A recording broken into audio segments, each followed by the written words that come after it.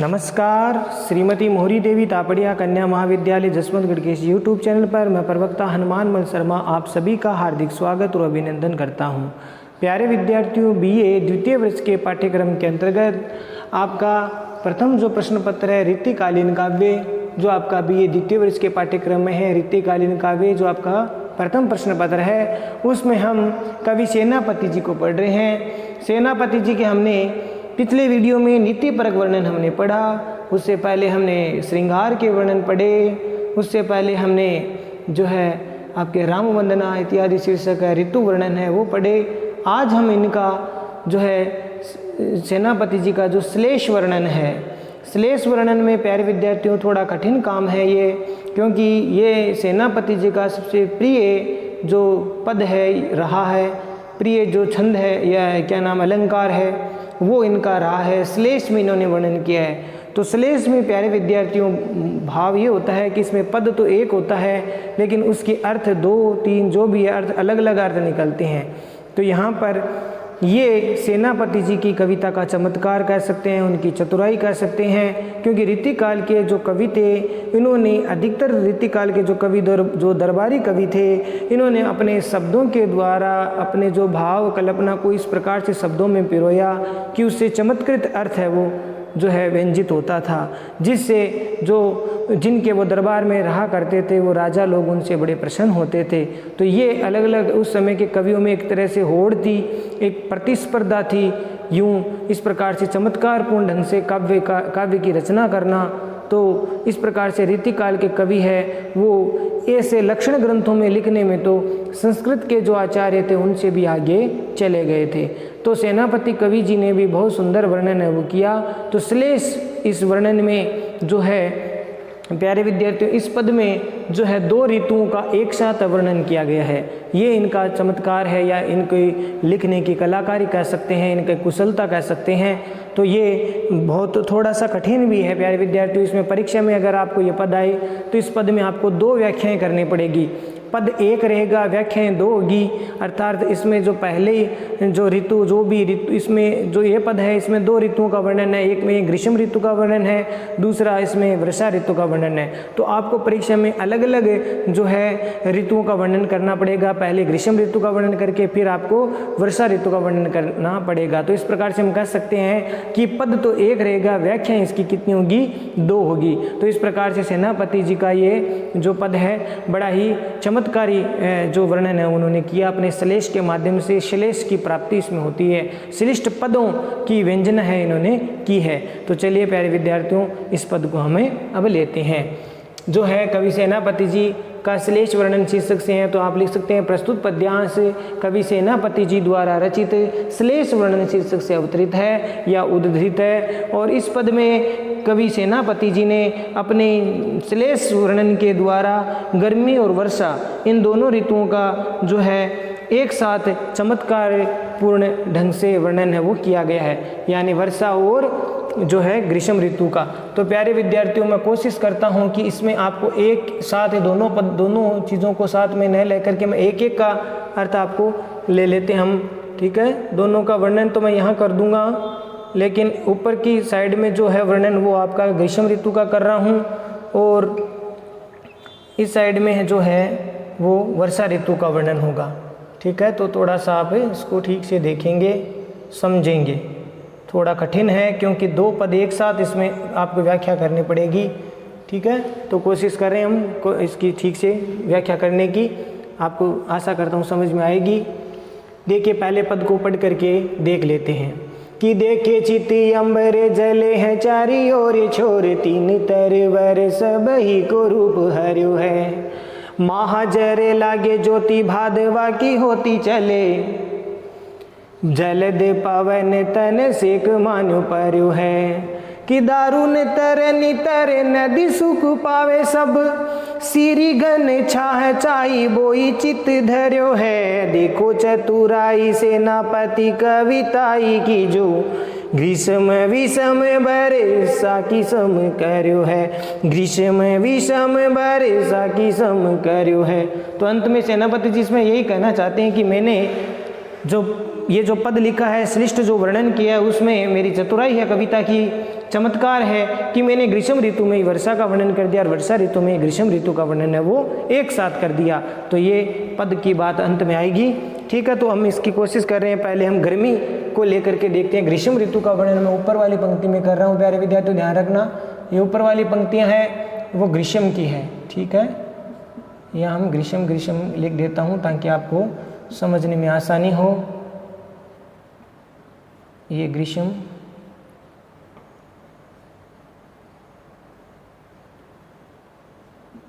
ठीक है। अब हम ग्रीष्म ऋतु का वर्णन करते हैं। तो पहले हम थोड़ा सा इसके शब्दार्थ में ऊपर लिख रहा हूँ ग्रीष्म ऋतु के, ध्यान रखना थोड़ा सा। ये गर्मी या जो ग्रीष्म ऋतु है इसके जो शब्दार्थ में ऊपर लिख रहा हूँ और वर्षा ऋतु के नीचे लिख रहा हूँ। ठीक है, तो ताकि आपको ध्यान रहे अलग अलग। ठीक है, वर्षा ऋतु का हो गया यहाँ पर, ये फिर ग्रीष्म ऋतु का मैं कर रहा हूँ ऊपर, ये फिर वर्षा ऋतु का, ग्रीष्म वर्षा, ग्रीष्म ऋतु का और वर्षा ऋतु का, ग्रीष्म ऋतु का, वर्षा ऋतु का। ठीक है, तो थोड़ा थोड़ा इसको समझते हुए आप देख लेना, छोटे छोटे ही लिखूंगा शब्दार्थ। ठीक है, ऊपर ग्रीष्म में, नीचे जो है वर्षा ऋतु का वर्णन है वो कर रहा हूँ मैं। तो पहले ऊपर ग्रीष्म ऋतु का देखते हैं। देखिए मैंने देख रहे हैं, देखते हैं, हो रही है। क्षिति का अर्थ होता है धरती और अंबर का अर्थ होता है आकाश। थोड़ा सा बना करके भी लिखना पड़ेगा साथ में। जल है मैंने जो है जल रहा है, तप रहा है, जल रहा है या फिर तप रहा है, अत्यधिक तपन हो रही है ग्रीष्म ऋतु में। ठीक है, चारी ओर छोर का अर्थ होता है चारों ओर छोर, चारों ओर छोर यानी किनारे, चारों ओर, जो चारों किनारों पर, चारों किनारों तक। ठीक है ना, सभी जगह, ये अर्थ हो गया। ठीक है, अभी मैं ऊपर वाले में ग्रीष्म ऋतु का ही शब्दार्थ वो लिख रहा हूँ। तो देखिए मैंने देख रहे हैं या देखते हैं, क्षिति मैंने धरती पर, अंबर मैंने आकाश में, जले है मैंने जल रहा है या तप रहा है, चारी ओर चोर मैंने चारों ओर किनारों पर, और तीन मैंने इस या इन इस ऋतु में। ठीक है ना, इस ऋतु कौन से, इस ग्रीष्म ऋतु में, साथ में लिख देता हूँ ताकि ध्यान में रहे। इस ग्रीष्म ऋतु में, इस ग्रीष्म ऋतु में तरवर मैंने पेड़ पौधों का, तरवर मैंने प्यारे विद्यार्थियों पेड़ पौधों का, सब ही मैंने सारों का, सभी का, सभी पेड़ पौधों का। ये को रूप हर्यो है, मैंने रूप का हरण कर लिया है, रूप का हरण। ठीक है, या उसका नष्ट हो गया है, हरण हो गया है, रूप का हरण हो गया है। ये इस पंक्ति का, इस शब्दार्थ का अर्थ हो गया। रूप हर्यो मैंने जो पेड़ पौधे थे, इन पेड़ पौधों का रूप है वो हरण हो गया है, क्योंकि अत्यधिक ग्रीष्म के कारण उनके पत्ते इत्यादि सूख गए हैं और इस प्रकार से जो पेड़ पौधों की जो हरियाली है, उनका जो सौंदर्य है वो नष्ट हो गया है। ठीक है, और महाजर मैंने अत्यधिक, जैसे महा एपिसोड बोलते हैं ना, देखिए रात 10 बजे जो है कोई भी प्रोग्राम होता है उसको एक बोलते हैं महा एपिसोड। महा का अर्थ होता है अत्यधिक बड़ा। झर मैंने झड़ी या अत्यधिक तपन, यहाँ पर तपन के अर्थ में आ गया, तपन गर्मी। ठीक है ना, अत्यधिक तपन गर्मी। लागे मैंने लग रही है, ज्योति मैंने जो की, या अत्यधिक जो लपट है वो भादव है। भादव का अर्थ होता है यहाँ पर भादव, दव का अर्थ दावाग्नि, तो जंगल की जो लगने वाली आग के समान जो है ग्रीष्म ऋतु की लपटें हैं वो होती चले मैंने चलती रहती है, या जो है अत्यधिक जो गर्मी है वो दावाग्नि की भांति है वो लग रही है। ठीक है, तो होती चले का मतलब है रही है, चल रही है। अत्यधिक तेज गर्मी है वो चल रही है, लग रही है। और जलद ग्रीष्म ऋतु में देखिए, जलद पवन का, जलद का अर्थ होता है दैमन देने वाला, तो यहाँ पर अर्थ हो गया, वैसे तो जलद का अर्थ वर्षा काल में तो बादल हो जाएगा, लेकिन यहाँ हो गया जला देने वाली, तपाने वाली, जला देने वाली, जला, जलद जला देने वाली, या जो तपन है। ठीक है, और पवन, पवन का अर्थ यहाँ पर वैसे हवा होता है, लेकिन हवा का अर्थ यहाँ पर गर्मी में लू हो गया। तो अत्यधिक तपन और लू से ऐसा लगता है जैसे तन मन लोगों के जो शरीर है उसको सेक रही है, सेकती है, अर्थात जला रही है, तपा रही है। ठीक है, तो अर्थ में लिख रहा हूँ तपा रही है, मानो पर्यो मन पड़ रही है, पड़े रही है। ऐसा लग रहा है जैसे कोई गर्मी की जो हवा, जो जला देने वाली जो गर्म हवा है वो लोगों के शरीर को सेक रही है, तपा रही है। अर्थ मैं दोबारा करूँगा इसका अर्थ प्यारे विद्यार्थियों। पहले थोड़ा शब्दार्थ देख लेते हैं। दारुण का अर्थ होता है गर्मी के अर्थ में हो गया भयंकर, प्रचंड, भयंकर या फिर प्रचंड। ठीक है, और तरनी का अर्थ होता है यहाँ पर सूर्य, तरे माने तैरते हैं, तैर कर।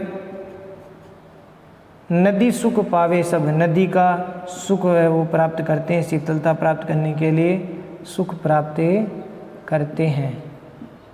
सभी, सब माने सभी, सभी लोग हैं वो गर्मी में नदी में तैर करके जो है इस प्रचंड सूर्य की धूप या किरण से, ठीक है ना, प्रचंड सूर्य की किरणों से या फिर धूप से जो है नदी पार करके या नदी में तैर करके जो सुख को प्राप्त करते हैं। सीरी, सीरी का अर्थ होता है शीतल। घन छाया माने गहरी, घनी। ठीक है, गहरी, घनी। छाया माने छाया, किसकी छाया? चाहे वो माने इच्छा रखते हैं, अभिलाषा रखते हैं, ठीक है ना, इच्छा रखते हैं। चित्त का अर्थ होता है मन में, मन में। धैर्य माने रखते हैं, धारण करते हैं, रखते हैं।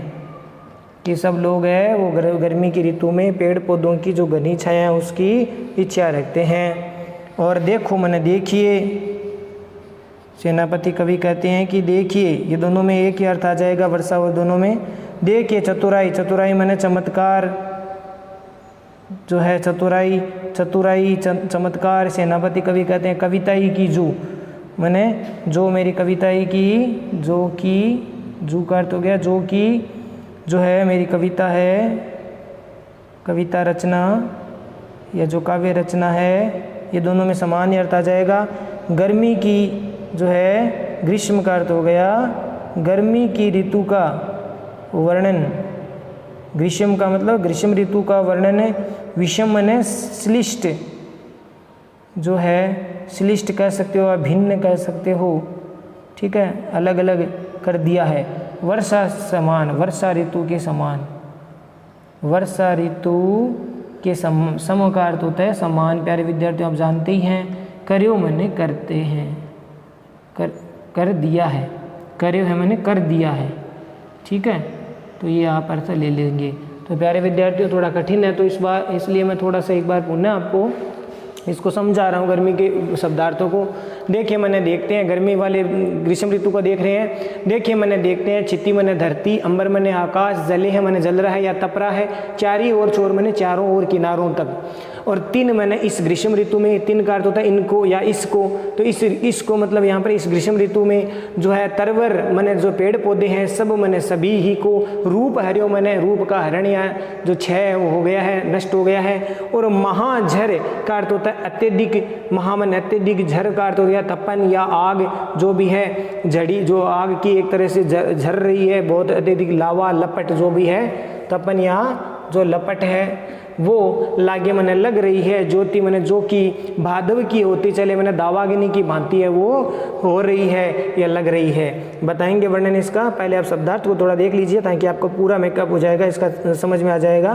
कि जलद पवन, जला देने, जलद का अर्थ होता है जला देने वाली या तपन वाली, पवन का अर्थ अब हवा, हवा कैसी यहाँ पर गर्मी की है तो लू, तो जला देने वाली जो लू है वो तन मने शरीर को, सेक मने सेक रही है, तपा रही है, जला रही है, मानो मने मानो, पर्यो मने पड़ रही है, यानी ऐसा लग रहा है मानो ये सारे शरीर को जपा रही है।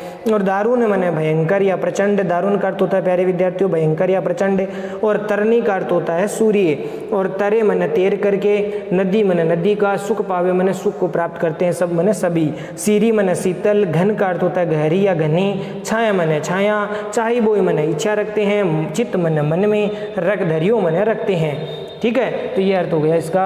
और देखो मने देखिए, चतुराई मने चमत्कार या चतुरता, सेनापति कवि की कविता की जो मने जो कविता रचना उन्होंने की है वो, जो कि मैंने ग्रीष्म ऋतु की, जो ग्रीष्म मैंने ग्रीष्म ऋतु की, विषम मैंने श्लिष्ट या भिन्न, वर्षा ऋतु की सम मैंने समान कर्यों मैंने किया है। अब इस पंक्ति का थोड़ा समर्थ लिख देता हूँ ताकि आपको थोड़ा समझ में आ जाए।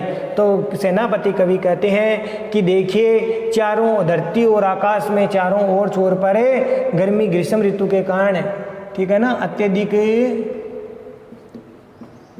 गर्मी के कारण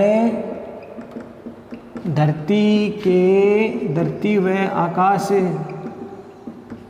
के चारों किनारे तप रहे हैं, जल रहे हैं, ठीक है, तप रहे हैं या जल रहे हैं। इस पंक्ति का अर्थ हो गया, देखिए चीती अंबर है, जले हैं चारों ओर, यानी जल रहे हैं, तप रहे हैं, चारों ओर छोड़ धरती के चारों किनारे हैं वो तप जल रहे हैं। और तीन तरवर सब ही को रूप हर्यो है। और इस ग्रीष्म ऋतु ने इस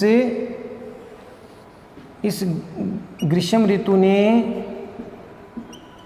जो है प्यारे विद्यार्थियों, ग्रीष्म ऋतु ने सब पेड़ पौधों के, ग्रीष्म ऋतु ने सभी पेड़ पौधों को जलाकर यानी सुखाकर उनके रूप का हरण कर लिया है। अर्थात प्यारे विद्यार्थियों उनकी हरितिमा, ठीक है, हरितिमा या फिर हरियाली छीन ली है, ठीक है, ये इस पंक्ति का अर्थ हो जाएगा, ठीक है। तो इस पंक्ति का अर्थ ये हो गया।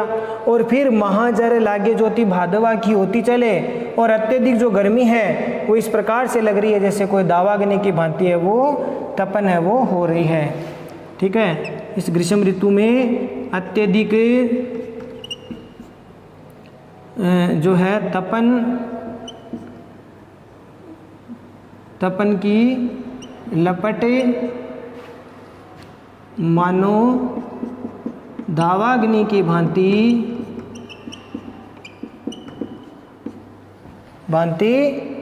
जो है जलाती हुई सी लग रही है, ठीक है। इसका अर्थ ये हो गया, अत्यधिक तपन की जो लपट है मानो दावाग्नि की भांति जलाती हुई सी लग रही है, ठीक है। जलद पवन तन सेक मान्य पर्यो है। इस पंक्ति का अर्थ हो गया जला देने वाली जो गर्म हवा है वो शरीर को तपा रही है, ठीक है। तो ग्रीष्म ऋतु में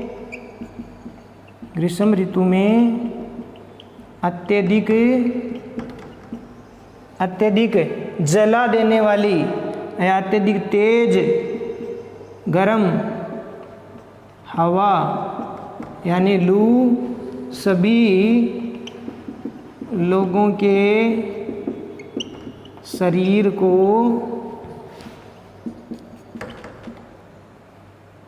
तपाती हुई सी जान पड़ रही है, ठीक है। ऐसा इसका अर्थ हो गया। या इस प्रकार से ऐसा लगता है कि ग्रीष्म ऋतु में मानो अत्यधिक तेज गर्म है वो सभी के लोगों को तपाती हुई सी जान पड़ रही है, इस प्रकार से अर्थ हो गया। और दारुण तरनी तरे नदी सुख पावे सब।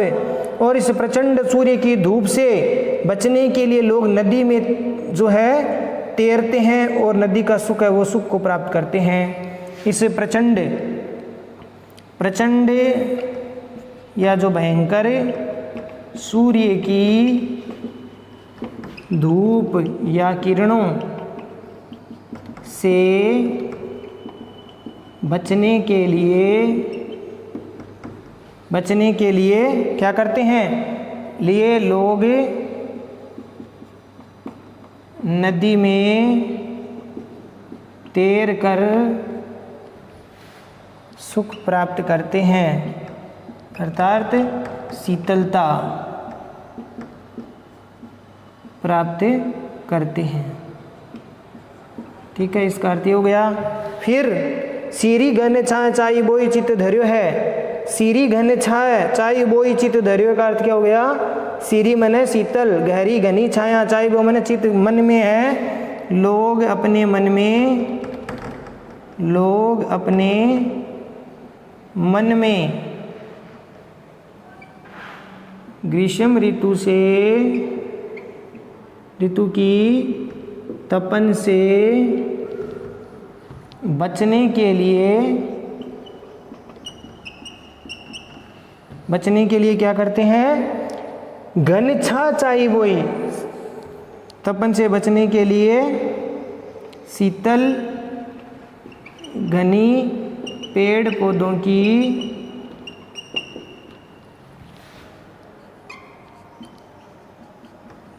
छाया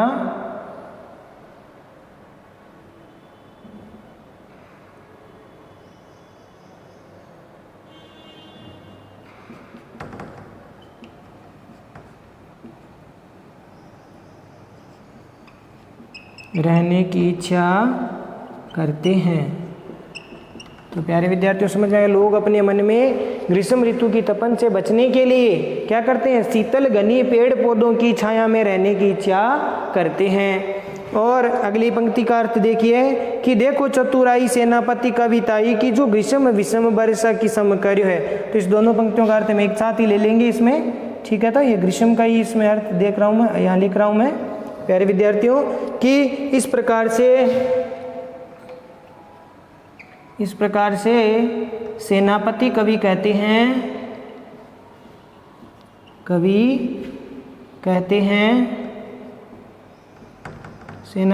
कहते हैं कि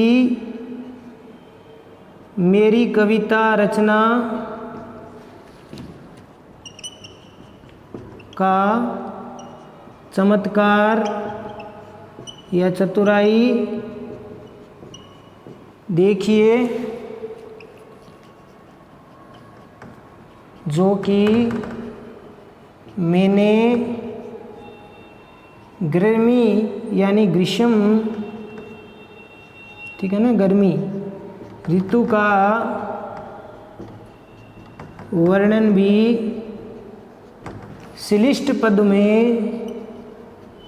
यानी श्लेष में, श्लिष्ट पदों में वर्षा के समान कर दिया है। ठीक है, तो ये इस कार्य से हो गया। प्यारे विद्यार्थियों, आशा करता हूँ ये पद आपको समझ में आ गया होगा ग्रीष्म ऋतु के पद की।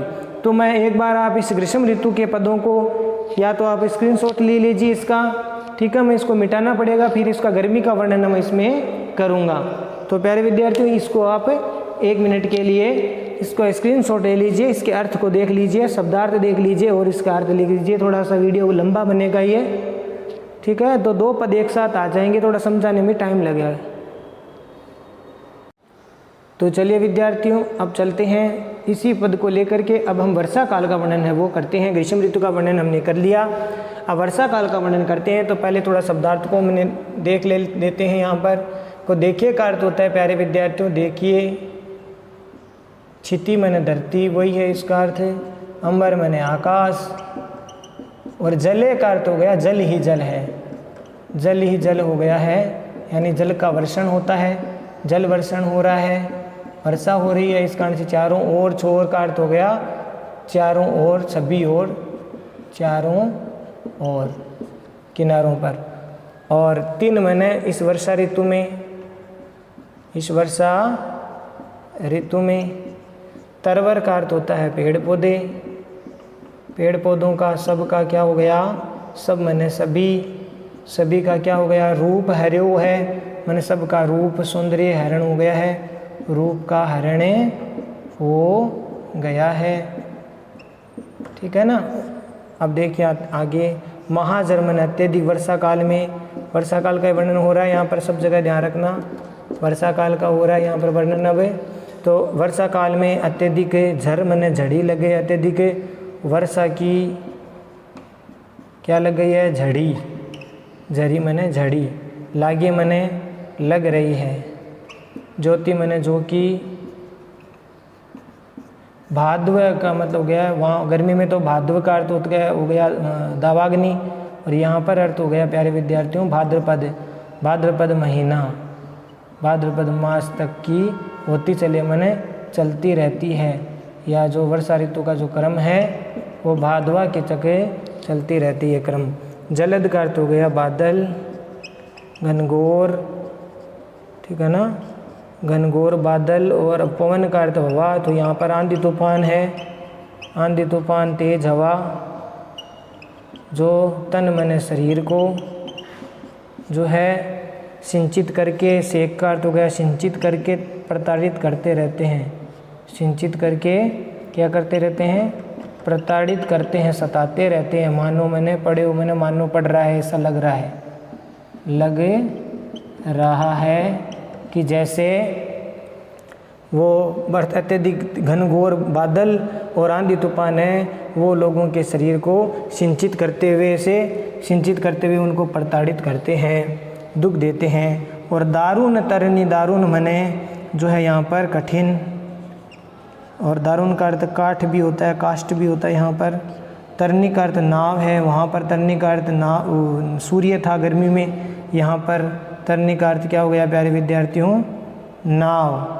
ठीक है, तरे मने पार करते हैं, वहाँ पर तैरते थे, यहाँ पर पार करते हैं, पार करते हैं। गर्मी में तो तैरे का अर्थ हो गया पार करते हैं, तैरते हैं, और यहाँ पर पार करते हैं। नदी मन नदी को, सुख पावे मैंने सुख को प्राप्त करते हैं सभी।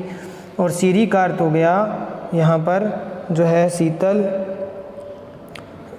घन मन बादल, छाया मन छाया, छाए वे। गर्मी में, वर्षा ऋतु में प्यारे विद्यार्थियों जो है घनघोर जो बादल हैं वो क्या करते हैं प्यारे विद्यार्थियों, क्षमा करना, सीरी का अर्थ यहाँ पर शरीर से हैं। ठीक है, तो जो बादल है वो छाए हुए रहते हैं, चाहे हुए मैंने इच्छा रखते हैं, चित्त मैंने जो लोग है बचाने के लिए, शरीर को बचाने के लिए धैर्य मैंने रखते हैं। ठीक है, और देखो चतुराई, इसका अर्थ वही, पूरा अर्थ वही आ जाएगा कि देखिए सेनापति कवि की चतुराई, कविता की चतुराई इस प्रकार से करते हैं कि उन्होंने वर्षा ऋतु का यहाँ पर उल्टा लिख देना, बस जैसे वहाँ पर गर्मी ऋतु का, तो यहाँ पर उल्टा ऐसे लिख देना, वर्षा ऋतु का वर्णन भी ग्रीष्म ऋतु की भांति श्रेष्ठ पद के रूप में कर दिया है। सम का अर्थ होता है समान। ठीक है, एक ही पंक्ति को हेर फेर करना, थोड़ा सा बदलना है, गर्मी की जगह वर्षा कर देना, वर्षा की जगह गर्मी कर देना, दोनों का पद, बस इतना ही अर्थ का अंतर है। तो अब इसका वर्णन हम करके देखे हैं कि वर्षा काल में, जो इस पद का अर्थ लिख रहा हूँ मैं, वर्षा काल में जो है चारों आकाश, धरती से लेकर आकाश तक जल ही जल दिखता है। वर्षा काल में धरती से लेकर आकाश तक जल ही जल दिखता है। देख के छीती अंबर जले हैं चारों ओर, चारों ओर जल ही जले, जल वर्षण हो रहा है तो अत्यधिक जल वर्षा होने के कारण अत्यधिक जो जल ही जल है वो चारों ओर दिखता है। इस पंक्ति का अर्थ हो गया। और तीन तरवर सब को ही रूप है, इस कारण वर्षा काल में अत्यधिक वर्षा यानी जल प्रलय यानी बाढ़ के कारण पेड़ पौधे उखड़ गए हैं। पेड़ पौधे क्या हो गए हैं? अत्यधिक वर्षा के कारण उखड़ गए हैं, जिससे उनका रूप सौंदर्य नष्ट हो गया है, नष्ट हो गया है। तो प्यारे विद्यार्थियों, आशा करते हैं समझ में आ गया। नहीं, जो पेड़ पौधे थे अत्यधिक बारिश के कारण पेड़ पौधे सब नीचे धरती पर उखड़ करके नीचे गिर गए। इस कारण से पेड़ पौधों का रूप है वो हरण हो गया है, उनका क्षय हो गया है, नष्ट हो गया है। ठीक है ना। तो बाढ़ के कारण पेड़ पौधे उखड़ गए हैं, एक तरह से उनका हरण हो गया, नष्ट हो गए हैं। और महाजर लागे ज्योति भादवा की होती चले, और अत्यधिक जो वर्षा की झड़ी जो लग रही है अत्यधिक इस ऋतु में, ठीक है ना, यहाँ के जोड़ देना, इस ऋतु में अत्यधिक वर्षा की झड़ी लग जाती है, जो कि भादवा की होती चले, यानी जो कि भाद्रपद महीने तक चलती रहती है। ठीक है, ये जो वर्षा की झड़ी का क्रम है चलती रहती है। तो वर्षा की झड़ी का जो क्रम है वो भाद्रपद महीने तक, भादवा तक जो है, भादो मास तक चलता रहता है। और जलद पवन तन सेक मानो पर्यो है। और जो बादल और आंधी तूफान से लोग अपने शरीर को, जो लोगों का शरीर है वर्षा ऋतु में, इस ऋतु में घनघोर बादल व आंधी तूफान, ठीक है ना, आंधी तूफान जो अत्यधिक तेज जो हवा है, तेज हवाओं के कारण क्या होता है कि तन सेक मान्यो पड़ो है, यानी लोगों का जो शरीर है वो सिंचित करते हुए प्रताड़ित कर रहे हैं। तेज हवाओं के कारण लोगों का शरीर सिंचित होता हुआ प्रताड़ित होता है, संचित होता है और प्रताड़ित होता है। और अगला पंक्ति देखिए, दारुण तरनी तरे नदी सुख पावे सब। लोग इस भयंकर वर्षा के कारण है वो जो है अपनी नाव के द्वारा बड़ी कठिनाई से नाव नदी को पार करके सुख को प्राप्त करते हैं या राहत पाते हैं। अत्यधिक वर्षा के बीच लोग नाव के द्वारा नदी को बड़ी कठिनाई से, दारुण में कठिनाई से, व्याकाट की जो नाव है पार करके राहत यानी जो सुख है वो प्राप्त करते हैं। ठीक है, तो ये इसका अर्थ हो गया है। आगे सीरी घन चाई वही चित्त धैर्य है। लोग अपने शरीर को बादलों की छाया, जो बादल है वो छाया रखते, इस ऋतु में बादलों की छाया बनी रहती है, चारों ओर घनघोर बादल है वो उमड़ते रहते हैं, तो ऐसा लगता है कि बादलों की छाया है वो हो रही है। और चाहे बोई चित्त धैर्य, लोग अपने शरीर को वर्षा के जल से बचाने की इच्छा रखते हैं। लोग अपने शरीर को वर्षा से बचाए रखने की इच्छा रखते हैं। ठीक है प्यारे विद्यार्थियों, इस पंक्ति का अर्थ इस वर्षा ऋतु में इस प्रकार से हो गया। और ये पंक्ति का अर्थ में लिखने की आवश्यकता नहीं समझता, आप उसे ऐसे लिख देना कि देखो चतुराई सेनापति कविताई की, जो सेनापति कवि कहते हैं कि देखिए मेरी कविता की जो चमत्कार है या चतुराई है वो इस प्रकार से है कि मैंने वर्षा काल का वर्णन है वो ग्रीष्म ऋतु की तरह श्लिष्ट पदों में वर्णित कर दिया है। वर्षा काल का वर्णन मैंने ग्रीष्म ऋतु की भांति करके श्लिष्ट पदों का वर्णन है वो कर दिया है। तो ये केवल सेनापति कवि ही कर सकते हैं ऐसा वर्णन। तो प्यारे विद्यार्थियों, आशा करता हूँ ये पद आपको समझ में आ गया होगा। विशेष वाले बिंदु में यहाँ प्यारे विद्यार्थियों जो है इसका विशेष वाले बिंदु में आप लिख देना कि इसमें ब्रज भाषा का तो प्रयोग किया ही किया है, ये तो आप लिखेंगे। साथ ही इसमें सेनापति कवि अपने श्लिष्ट पदों के द्वारा ग्रीष्म ऋतु में ही वर्षा ऋतु का और वर्षा ऋतु में ग्रीष्म ऋतु का वर्णन है वो श्लिष्ट वर्णन है वो किया है। अनुप्रास, श्लेष, उत्प्रेक्ष और काव्यलिंग अलंकार का प्रयोग हुआ, ध्यान रखना। अनुप्रास, श्लेष तो अलंकार है ही है। अनुप्रास, श्लेष और काव्यलिंग अलंकार का प्रयोग इसमें किया है। अनुप्रास, श्लेष, काव्यलिंग अलंकार का प्रयोग इसमें किया है। साथ ही साथ मानो है तो उत्प्रेक्ष अलंकार भी है। ठीक है, उत्प्रेक्ष अलंकार का भी प्रयोग हुआ। तो अनुप्रास, श्लेष, काव्यलिंग और उत्प्रेक्ष, श्लेष तो है ही, वर्णन ही पूरा श्लेष का है तो श्लेष अलंकार तो है ही, और भाषा ब्रज है ही है। छंद कवित है, ध्यान रखना छंद कौन सा है, कवित छंद की यति गति उचित है। भाषा ब्रज भाषा है, तो थोड़ा ये पद बड़ा हो गया प्यारे विद्यार्थियों, जो मैंने समझाया है को आशा करता हूँ ये पद आपको समझ में आ गया होगा। थोड़ा कठिन है, 2 पद एक साथ है तो परीक्षा में ठीक से लिखना। और चैनल को लाइक, शेयर और सब्सक्राइब कीजिए और इन व्याख्या को ठीक से पढ़िए। ठीक है, तब तक के लिए धन्यवाद। जय भारत, जय हिंदी।